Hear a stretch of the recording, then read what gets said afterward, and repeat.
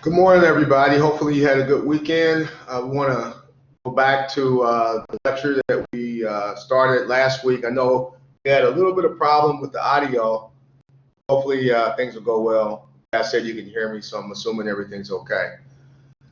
We were talking about series parallel circuits with random unknowns. We did a practice problem in the last class, and I told you I have a sheet that I want to put up. I'll put that up while you guys are working the problem I have on the board. So what I want to do is continue that. We'll do one more example, give you guys a couple problems to do as practice or maybe for homework. Then I want to talk about another topic. I'm going to talk about circuits with short circuits and open circuits. So we'll look at a complex circuit, a combination circuit. We'll put a short circuit in there and see how that affects it. Put an open circuit in the circuit to see how that affects it. So that's the plan for today. On the board, I have a problem. It's a series parallel problem. It looks like we know all the resistor values. We don't know the total voltage. So I think we're looking for here. It's just the total voltage. Let me just double check that. Usually they give us an unknown resistor value or something, but they didn't do that for this one. So on this one, what we want to do is find the total voltage. So what I want you to do is to think about what we talked about in the last class, how you approach a problem like this. Make sure you have your coloring pens or pencils and some paper. And go ahead and see if you can do the analysis on this problem. See if you can work out the total voltage. And I'm going to give you a little bit of time to work on this. And we'll come through. We'll do this. We'll work it out. And then, again, I want to talk about another topic that relates to this. What happens when we put a short circuit? What is a short circuit? What happens when we put one in a circuit like this? And what is an open circuit? How do open circuits affect a circuit like this? So see what you can do with this problem. Looking for VT. I'll give you a few minutes to get started on it, and then we'll tackle it together.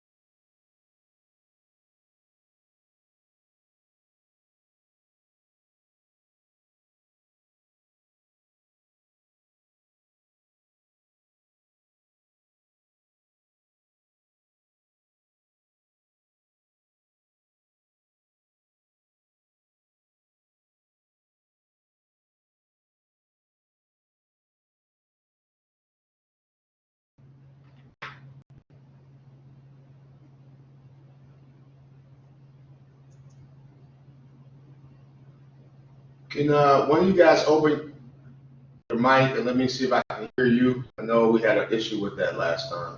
Maybe Can you hear me? okay, I can hear you now. I know last time I couldn't hear you guys, so great. I'm gonna give you a couple more minutes and then I want to attack this problem and we'll move on to the next topic. So take a few more minutes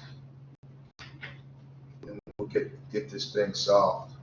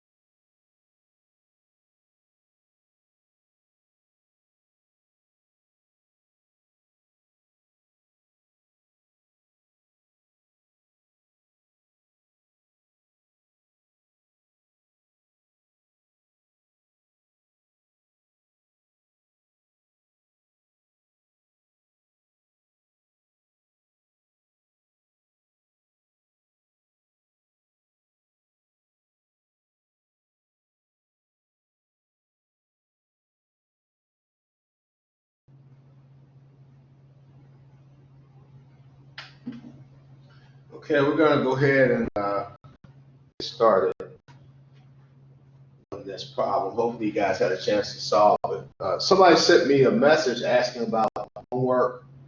Are we supposed to email the homework?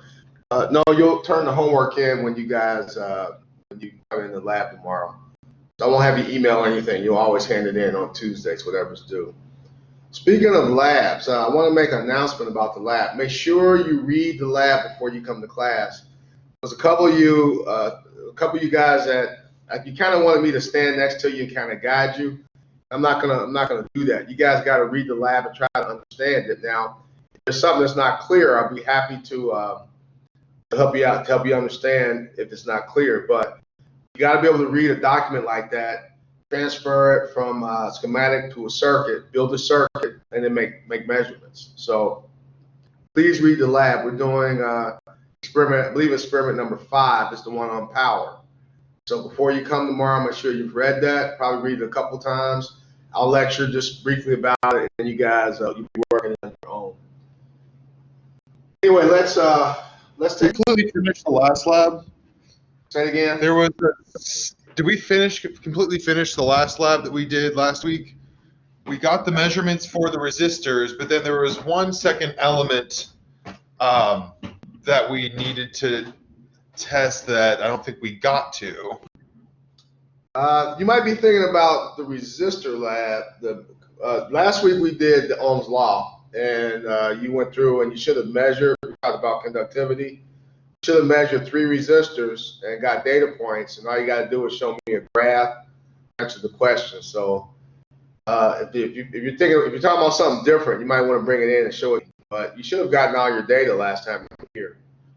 Experiment number 4, is that what you're referring to? Yes, it was investigate results for,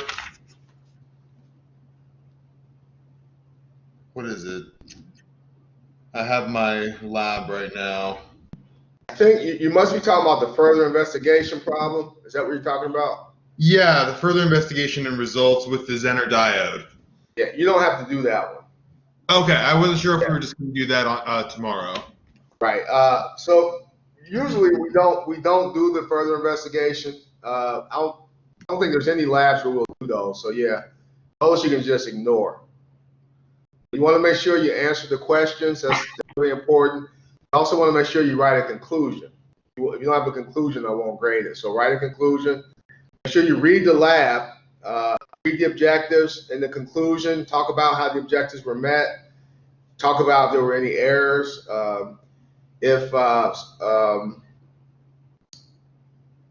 I guess that's it. I don't know what else I was going to say. Let's go ahead and do the problem before we run out of time. And if you guys have more questions, I'll take them at the end.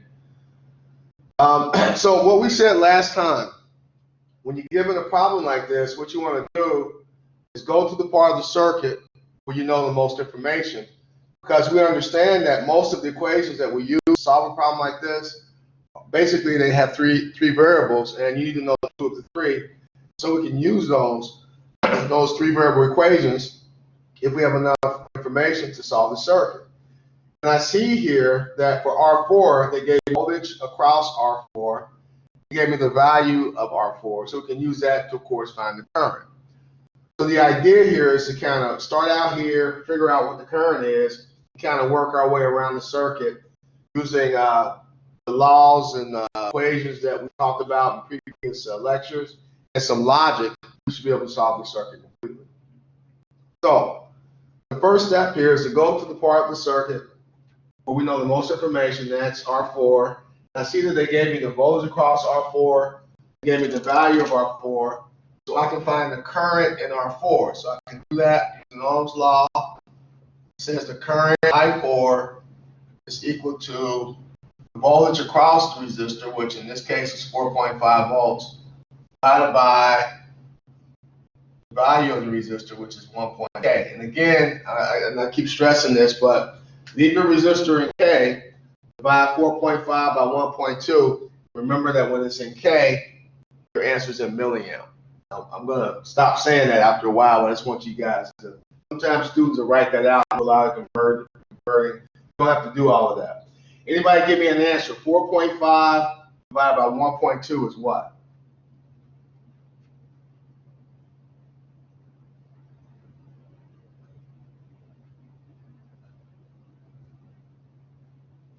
$3.75. How much? $3.75. You said 3.75. 3.75. Yep. milliamps. Okay? So now what we know then, I'm going to color code this, use green for current. So we're saying that we have, let's see, we'll do it right here, 3.75 milliamps. And it's flowing in R4. Now what else can we say? Looking at this circuit, what else can we logically say about that 3.75 milliamps? What else do we know about it?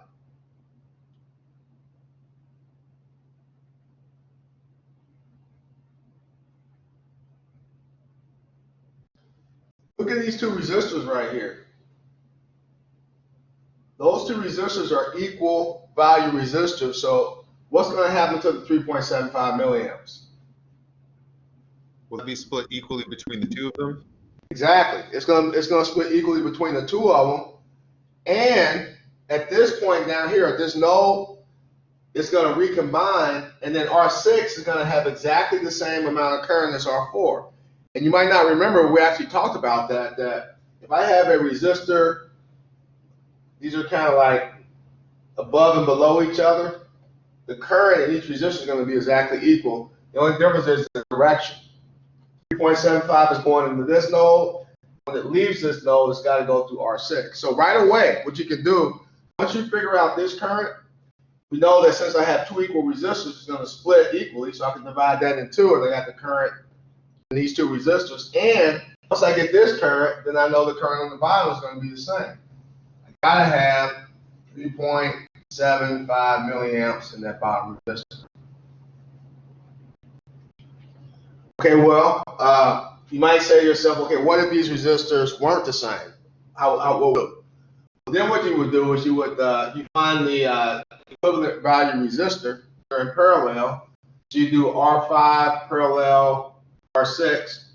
You get that value for resistor. And then you know you would have 3.75 milliamps flowing into that equivalent resistance. You just multiply the resistance times that equivalent resistance to get the voltage across it. So either way, you can solve the circuit. Anybody, somebody take 3.75 and divide it by 2. Let me know what each of these resistors get. What is half of 3.75? 1.875. 1.87. Wow. It didn't come out right. 1.875 milliamps for this one. 1.875 milliamps for this one. And so now we know the current through all the resistors on this part of the circuit, so we can get voltage drop. So down here, this is easy, isn't it? I got 3.75 times 1K. Remember that if my resistance is in K, my current is in milli, they cancel, the K and the M will cancel. I can just multiply 1 times 3.75. So I know the voltage across R6 is 3.75 volts. So I'll show that. And then all I got to do is get the voltage across either R5 or R6, because actually this is not R6. What is it? I don't know what the number is here. I don't know what's missing, but maybe R7. Anyway, these two resistors are in parallel. And since they're in parallel, if I find the voltage across one of those, I found the voltage across both of them. So what is 1.875 times 5.6? How much is that? 7.5 volts. 7.5? 10.5. 10.5. Okay, and that's a node voltage because they're in parallel, so that 10.5 volts is going to extend from this node down to this node. And both those resistors will get that voltage because they're in parallel. Now, anybody Can anybody tell me how would I get the voltage over here across R2? What would I do there? We kind of alluded to this last class. I don't know if you remember. I want the voltage between these points. I know all the voltages over here to the right. How can I easily find the voltage across R2? What would I do?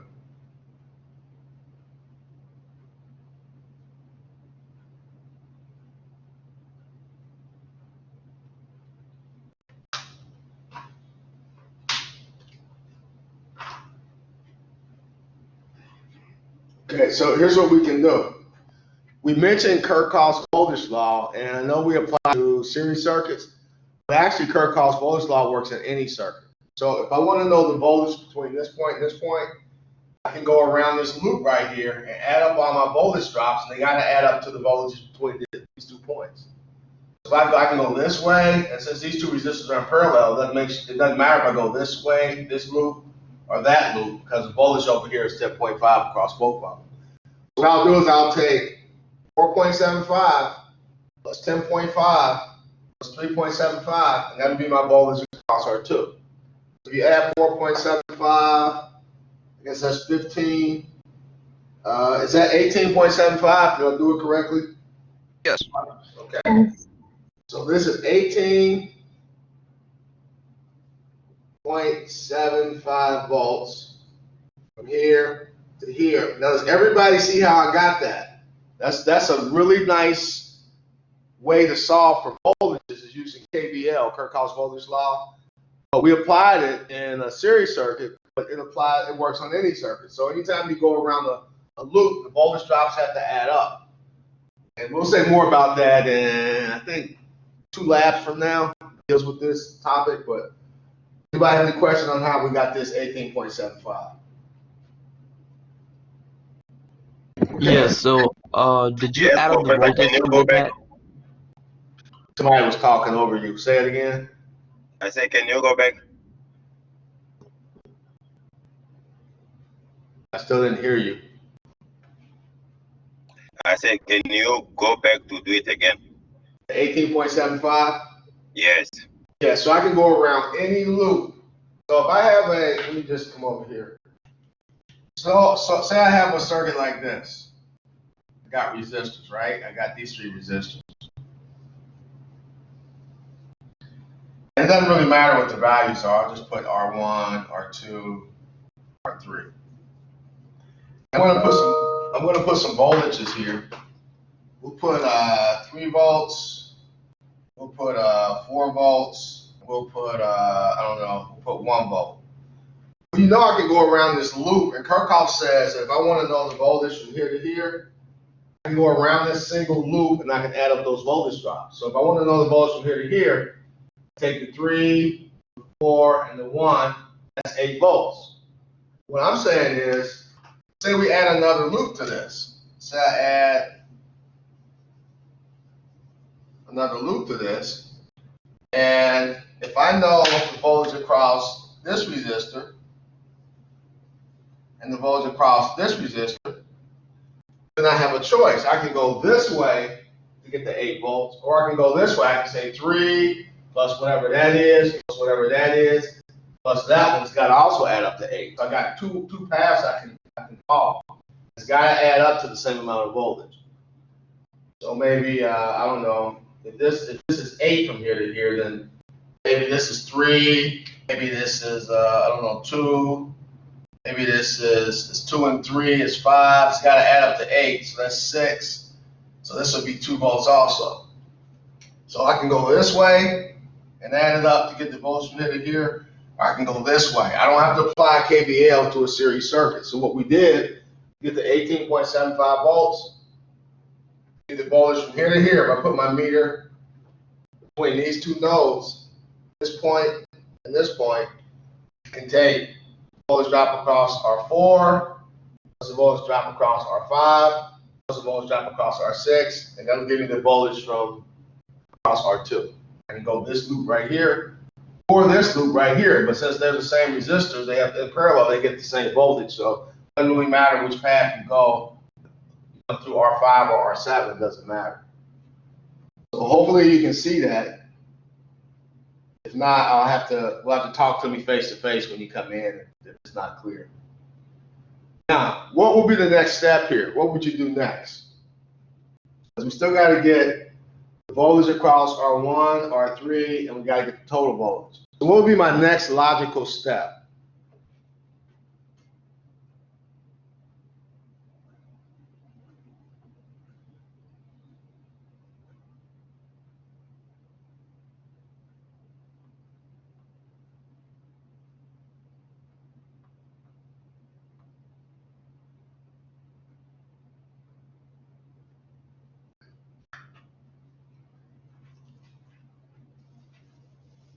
Nobody knows the next logical step? You should. Would it be to find the current going into R2? Exactly. Exactly. That's the next thing, right? We know the voltage across R2. We got the value of R2. Let's find the current in R2. That's going to help us out a lot. So we'll call that I2. This is just the voltage, which is 18.75, divided by the resistance, which is 15K ohm. And you guys got a calculator. Let me know what that is. An answer. I got 1.25. 1.25 milliamps. So again, using my green marker,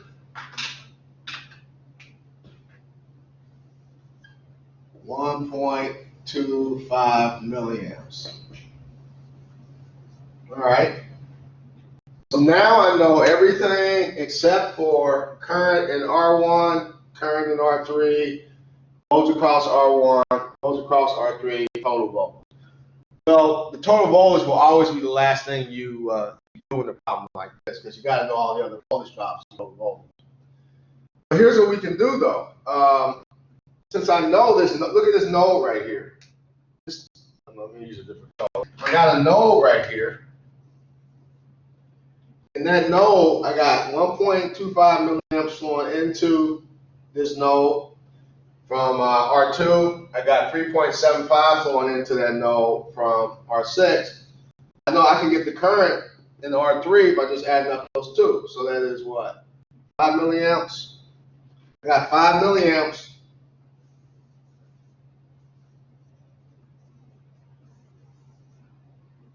flowing into R3, the sum of the current in R2 and R6 going into this node, out of the node to R3, 5 milliamps. And if I have 5 milliamps here, this is a main line. Remember, the main line is the wire that connects directly to the battery.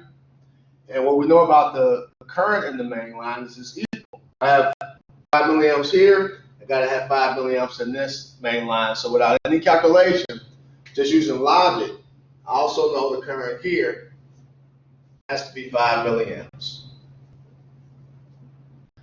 So now we know all the currents. You got to get the voltage drop here, the voltage drop across R3. That's pretty easy because I got current. Just got to multiply times the resistor value. Somebody take 5 milliamps multiplied by 0.18. You're going to convert this to K ohms. What is 5 times 0.18?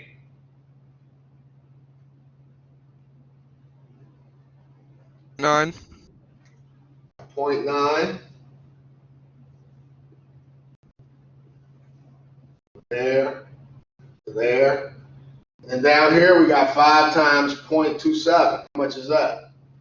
5 times 0.27. 0.35. 0.35. 1.35. Say it again. 1.35. 1.35. Okay. 1.35. Thank you. Okay. Hopefully you guys can see this clearly. But there you go. So now, how would I get the total voltage? That's the last thing we got to find. Actually, that's the only unknown we have is the total voltage. How would I find the total voltage? What would I do? You have to add up all the voltages. Right. I can now look how many loops I can add. I can go this way and add them up. I can go this way and add them up. I can go this way and add them up. Really, these two are in parallel, so it doesn't really matter which of those, whether you go through this one or that one. But let's try both ways. If you add, let's go this path right here. Kirchhoff says around this path, the voltage drops have to add up to the total voltage. Over here, we went around this path, and the voltage drops have to add up to the voltage across R2. But over here, it's my total voltage. I don't have anything over here to the left. So if I go around any path, it's got to add up to the total voltage between these 2 points. So I got, now you write this on your calculator, type it in your calculator. If I go this path, is 0.9 plus 18.75 plus 1.35. Tell me what that is. How much is that? 21 volts. 21 volts. I'm gonna write it in blue just so it stands out. 21 volts. Okay, so we said that the voltage source has 21 volts across it. But what if we didn't choose this path right here? What if we chose this path? So let's try that and see if it adds up to 21 volts. So add up 0.9. We're going this way now. We got 0.9 plus 4.5 plus 10.5 plus 3.75 plus 1.35. I'll say that as a sound. I'm going this path right here. So right here I got 0.9. So add that to your calculator. 0.9 plus 4.5 plus 10.5 plus 3.75 plus 1.35. Let me know how much that is.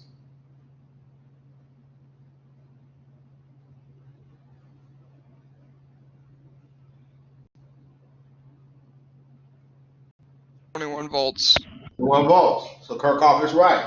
No matter which path we go through, it's going to add up to 21 volts. Kirchhoff applies not only in a series circuit, it applies in any circuit. So that takes a little bit of getting used to, but we'll do more of this stuff, okay? We'll do more of it. Anybody have any questions on this problem that we just did? Any questions? Yeah, I had a question. So how does he get 5 milliamps? How do we get this 5 milliamps? Yeah. Okay, well, or this one. What we did was I think we started down here, and what we said was this circle, this connection, that node. I know that I have 3.75 milliamps flowing into this circle, into that node.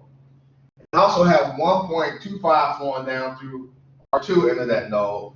So it's got to come out this way. If I take 3.75 going into this node, 1.25 going into that node, and it's going to add up to 5. If you add this current and that current, it equals 5. Where we got that 5 milliamps though is because since this wire is connected to the battery, it's called a main line, and we learned when we talked about parallel circuits that the main line currents are always equal to each other. So once I find that the current down here is 5 milliamps by adding these two branch currents, the 3.75 and 1.25, once I find out that I have 5 milliamps in this resistor, I gotta have the same amount in this one. So that's how I got the 5 milliamps in the 2 different places. Does that make sense?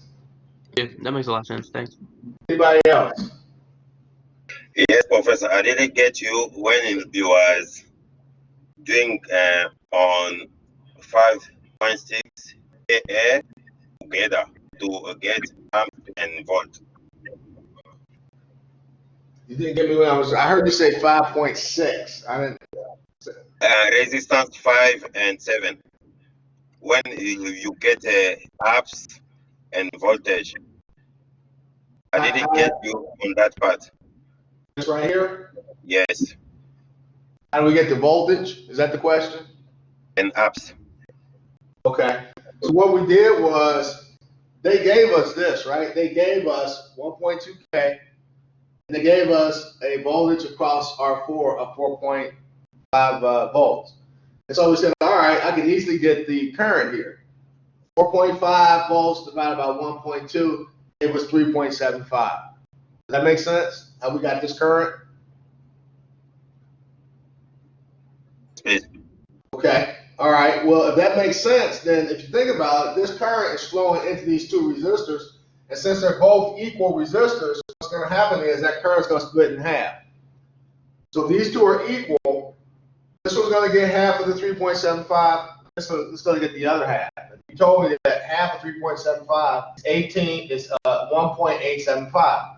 So since we have equal resistors, all we had to do was divide this in two to get the current in each of those resistors. Once you get the current in those resistors, then finding that voltage is simple. You just take the current times the resistance, and it gives you the voltage across that resistor. So we said, all right, I'm going to take 1.875 milliamps times 5.6K.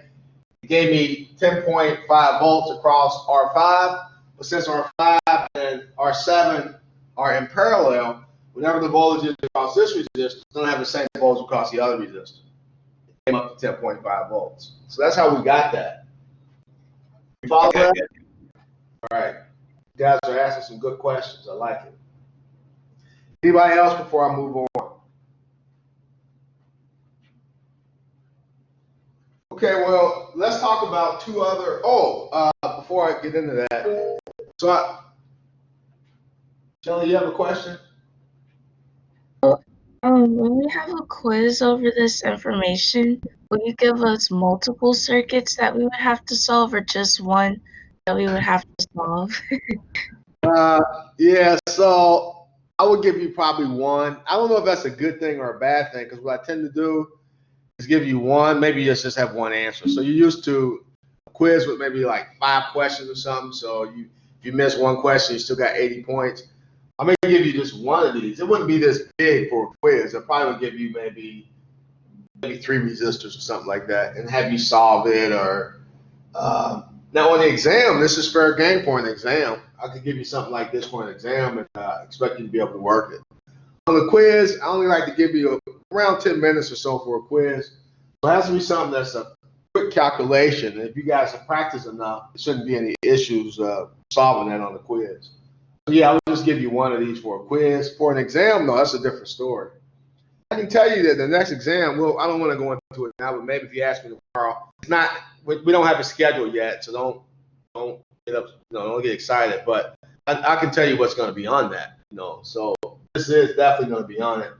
Series parallels with random unknowns. Yep, that's how we would do that. Any more questions? Okay, well, let me, we got time? I want to talk about something called, well, 2 things. One is called a short circuit.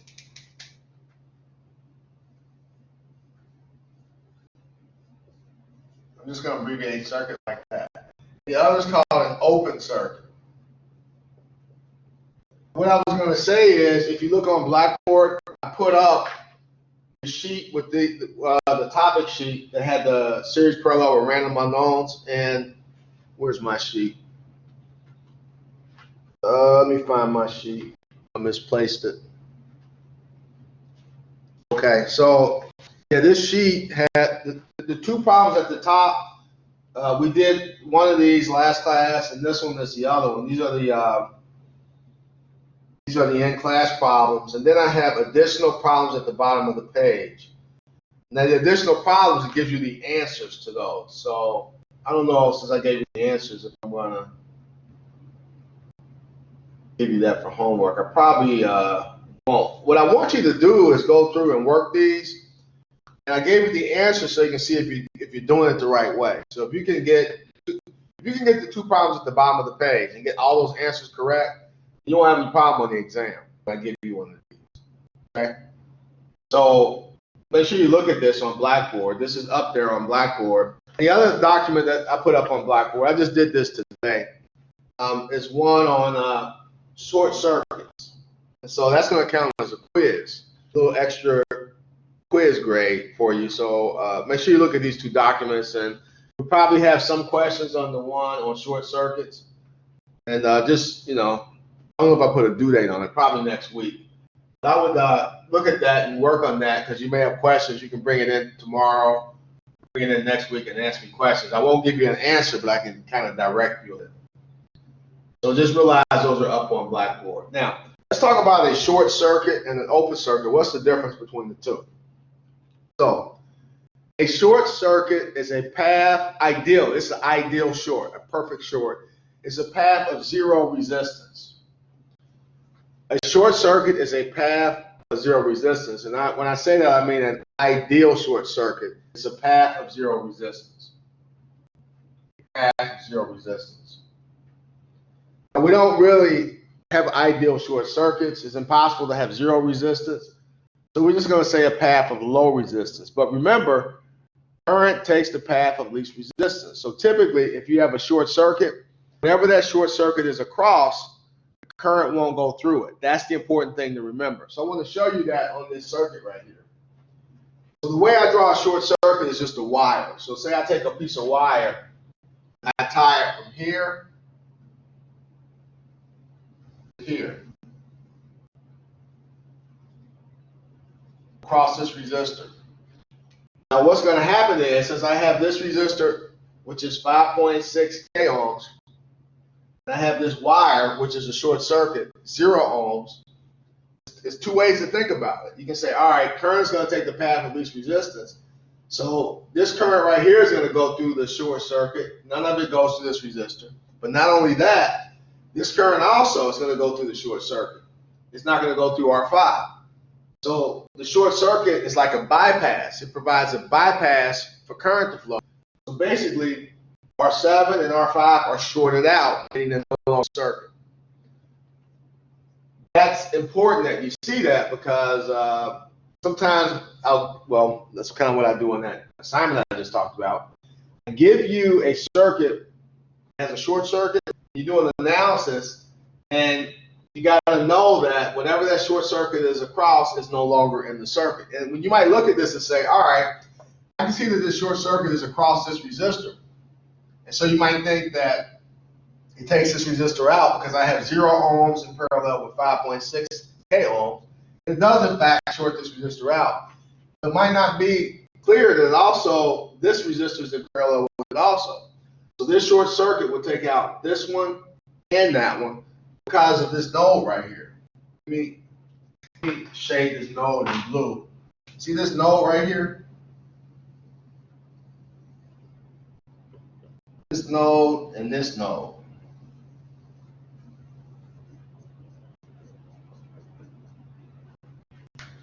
Because this short circuit basically connects this node to this node, anything connected between those two nodes is not in the circuit. So you can clearly see that the short circuit is across this resistor. It's also across this resistor because this short is connected to the top node, and that's what those resistors are connected to. And this short is connected to the bottom node, and that's what those two resistors are connected to. So that short is going to take out both of these resistors and not just R7. That's important to say. Does everybody see what I'm saying? Anybody got any questions over that?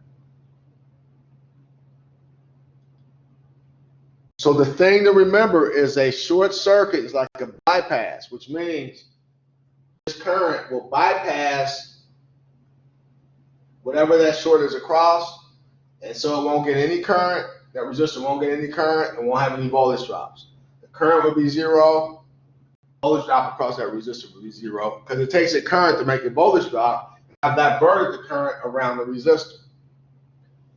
That's a short circuit. So, Professor, you use that short circuit like a bridge. It is like a bridge. Yeah. Okay. You think of it, but just know a bypass might be better if you know what I mean by bypass. So it does bridge this end to this end, but I like to think of it as a bypass because, see, before I put this short here, that current had to go through that resistor. They only have one way to go. It's got to go through that 5.6K.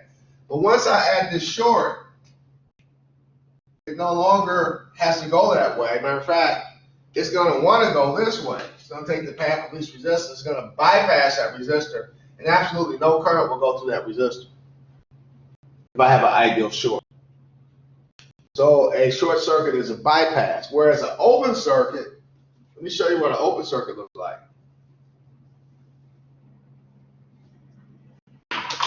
An open circuit is just what you think it is.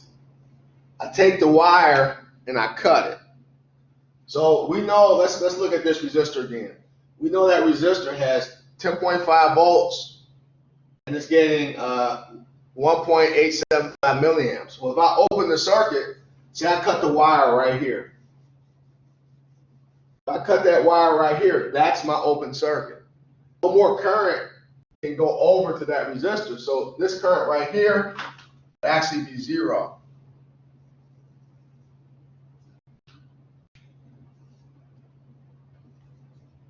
Because I've opened the circuit, it would be zero.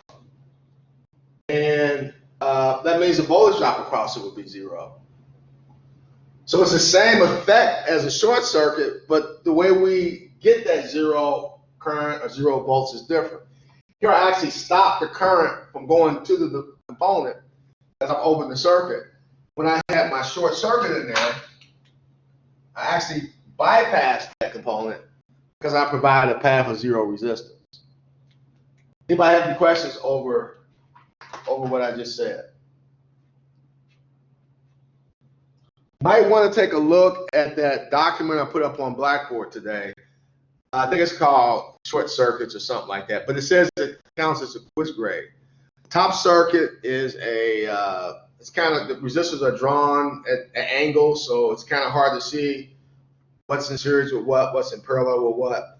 But what you want to look for are short circuits and realize I have a short circuit. Whatever that short circuit is across, it's no longer in the circuit.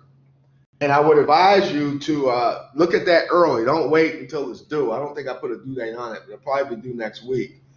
I'm sure you'll have questions. So if you start on it, let's say today, then you can bring it in tomorrow. You can ask me some questions. And again, I won't give you answers, but I can kind of guide you, point you in the right direction. I don't know. Some of you might see it and get it right away. So that'll be cool if you do that. Okay, well, we're getting up close to 10 o'clock, and I think I want to stop here. We're actually, I think we're done with this topic. We're done with series parallel circuits. So now, next thing we'll do is we got a couple theorems I want to talk about. There's 2 theorems that we'll talk about. One is called Thevenin's theorem, and the other is called maximum power transfer theorem. So we'll talk about those 2 theorems, and then we'll apply those, and then just keep on moving. I think we're making good progress in the course. Guys, don't forget, your lab is due tomorrow. Please make sure it's stapled. Make sure you've answered all the questions in the back and that you write a conclusion. And if something's not clear, you can bring it in. We can talk about it, and I'll give you a little bit more time on it. I'm fine with that. Anybody have any questions for me before I sign off? Yes, Professor. Tomorrow, our quiz is going to be on which topic? I gotta look to see. I don't know if I gave you guys a quiz on parallel. I need to look to see what the last quiz was that you guys did. It would either be parallel or this. If I gave you this, I wouldn't give you anything that's involved. So I gotta look to see what your last quiz was. I think, well, I want to say we're on quiz 3. I think the next one will be quiz 4. If I'm not mistaken. I gotta check. So I'll check that, and I'll let you know what to look at. Yeah, because we don't want to be surprised. Well, you know it's either going to be parallel or this. So just study both of them. That way you won't be surprised. Okay. And again, if it's this, I would never ever give you a problem this complicated on the quiz. Exam, yes. Quiz, no. So if it is something like this, it would be like really basic. You know the concepts, you should be okay. I'm pretty sure we're doing parallel. I'm pretty sure it is. Shelly, you got a question? Yeah, I actually don't have a stapler, so I don't know if I should just rip out the pages in my lab manual, or I'm not sure what to do. Well, what I would say is usually somebody has a stapler with them, so I would just bring it, and somebody will have a stapler with them. If they don't, we can find an office or somewhere with a stapler. I don't think that'll be a problem. Anybody else?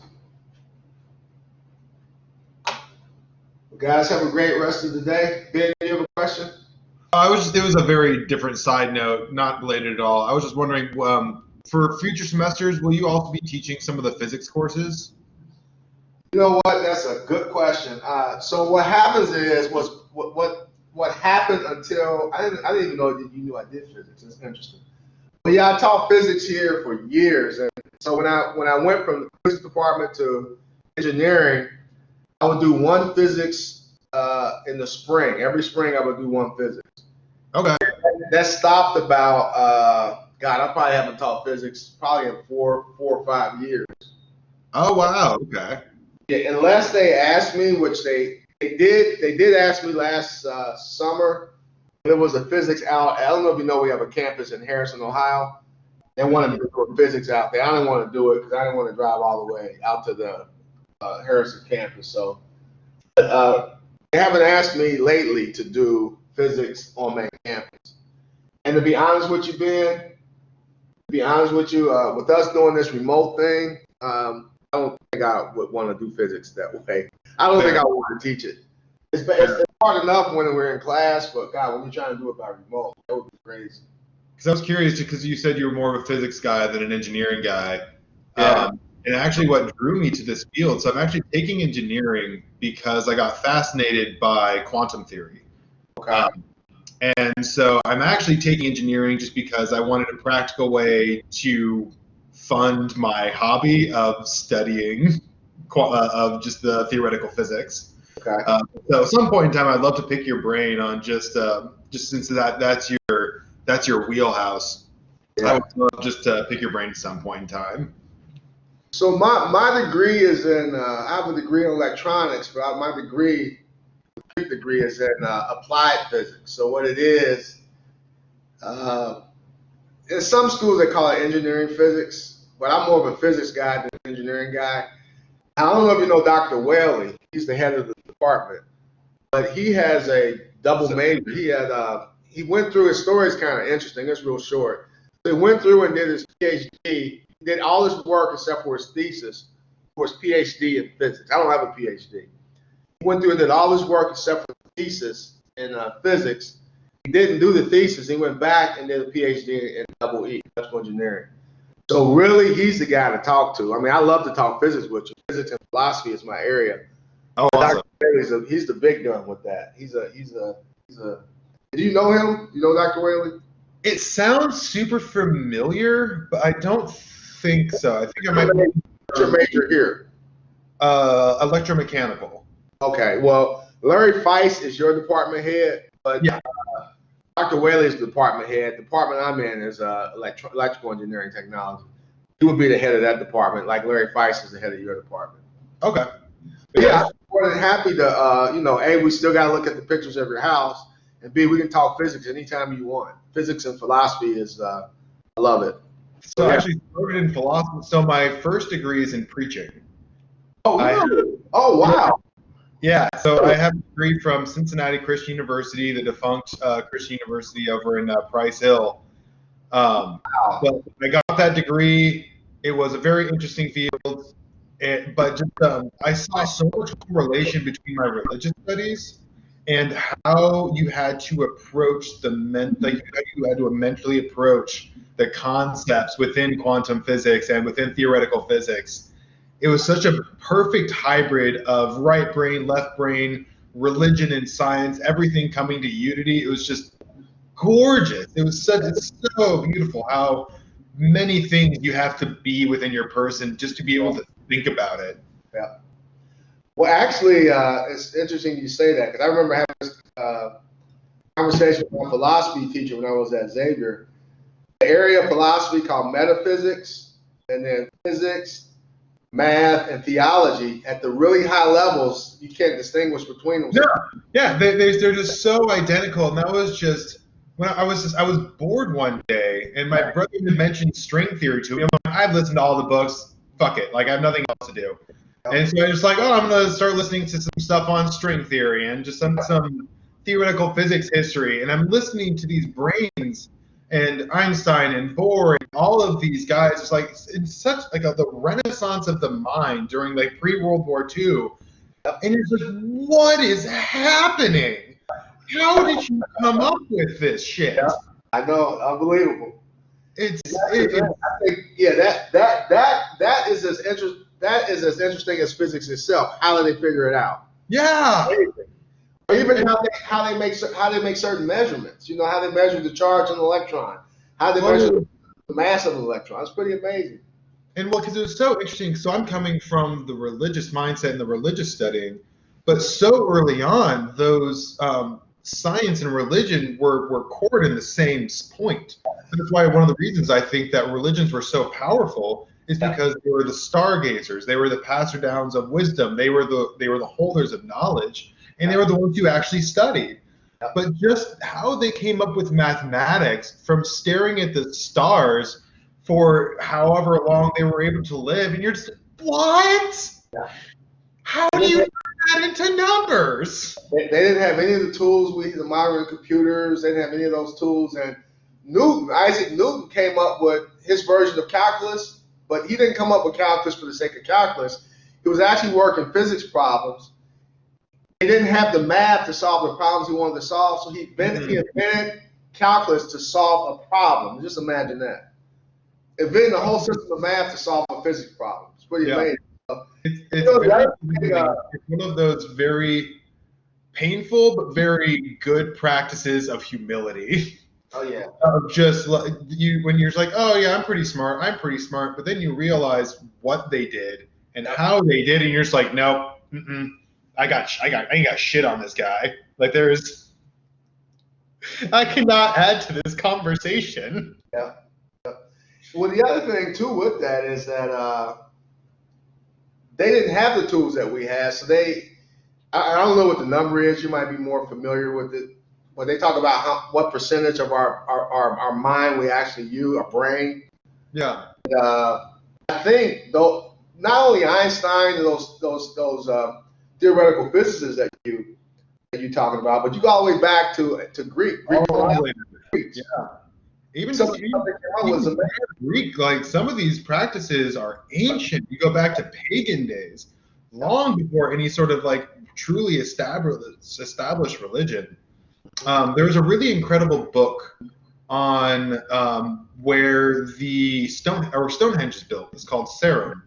It has kind of like a Les Mis kind of a feel, like it's this great epic that takes into account all of the history and kind of like how all this history formed this culture. But what they really did was that they did really well was they showed how many great minds, what the religions of great minds had, and what like all these different peoples, all the way back to the hunter-gatherer days, but that were still watching nature and still figuring out things that we are still just trying to get our minds around now. What's the name of that book? Sarum, Sarum, by Edward Rutherford. It's a long one. It's about the length of Les Mis, a little bit shorter, but the way that he encapsulated history, and he actually did do a lot of research in trying to actually really hold to the story and make sure that it was based on facts. So it was a historical fiction. But so he did like, I think it was like 5 stories or maybe 7 stories, but each story was like a different point in time in history, and then he followed like a few families within that period. But then he even showed like the ties together between like, all right, and then 700 years later when we're in a different culture, this family had morphed into this because of decisions that this person had made at this point in time. Interesting. It was beautifully written, very, very, really well done. I might take a look at that. Anyway, I'm gonna hop off and run over to trig and algebra. But thank you for always being there. We'll have to get together and talk houses or your house and philosophy and physics and all that. So that was good. I learn a lot from you as well on those updates too. So I'm definitely I am all about hearing pieces of wisdom and advice on that as well. Thank you so much, man.